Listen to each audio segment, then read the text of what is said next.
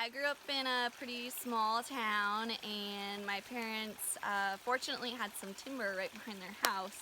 So when we went outside to play, we were playing in the trees, not the yard, growing up. And that's kind of where my love for forestry started. I didn't know what forestry was.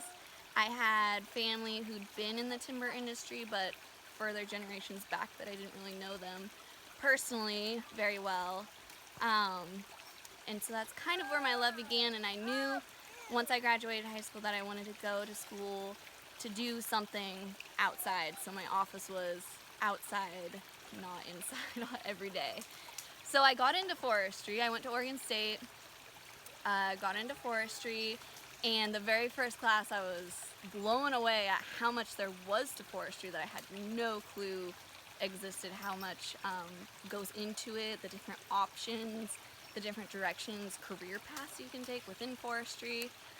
So ultimately, I became a forester, and I've worked in the private timber industry for, I think since 2013, so going on 7 years now. And I've loved all my jobs that I've had. I've worked for large timber companies, a couple different ones that I loved my positions with them. And a new position opened up, and I'd move into that, and I'd see a different side of things, or I gained so much knowledge there and a base that I was able to start my own consulting business a year ago now. So now I'm a consulting forester, and I work with a lot of small landowners who don't know anything about forestry. They buy timber property and don't know that there's laws they need to follow, don't know anything about fire prevention, or if they do want to log, they don't know how to do it, or who to have do it properly, or even just what their options are to get their ground up and going into a healthy, sustainable forest.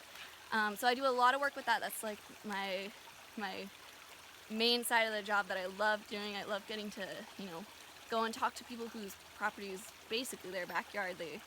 Their house is there, and then they've got 30 acres of timber or a clear cut or whatever stage it's in, and they just want to know what they should do next for the forest, to make the forest better. Fortunately, in my career, I've had a lot of really great mentors and learned a lot from them, and never felt like I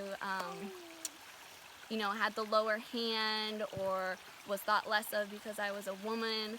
And being an OWIT helps me connect with other women who are in the same positions, and able to help mentor them and show them that they can do these jobs, and make them feel more comfortable and like they fit into the industry. To be a woman that knows the woods. So we obviously work in the woods, but we also, our weekends and evenings are oftentimes spent in the woods. Last weekend we went and got a pizza to go and went to the woods and ate dinner in the woods.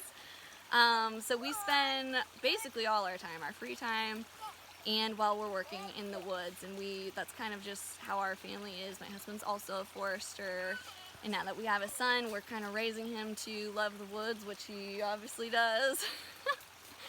And so we spend as much time outdoors as we can, especially in the woods. Honestly, terrible twos are a real thing, but it's like they don't even exist as soon as we get out here.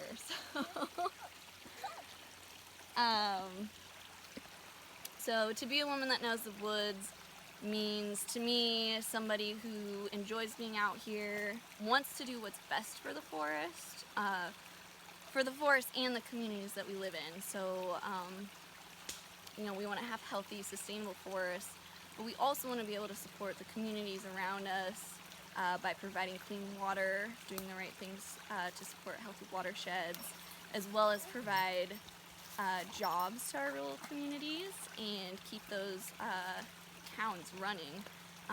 A lot of Oregon was built on the timber industry, and so it's a really important piece of our history, and a lot of our towns and a lot of our people wouldn't be here if it weren't for the timber industry. And making sure that it's sustainable and will keep going for generation is part of that so my kids can work in the woods if they choose to as well.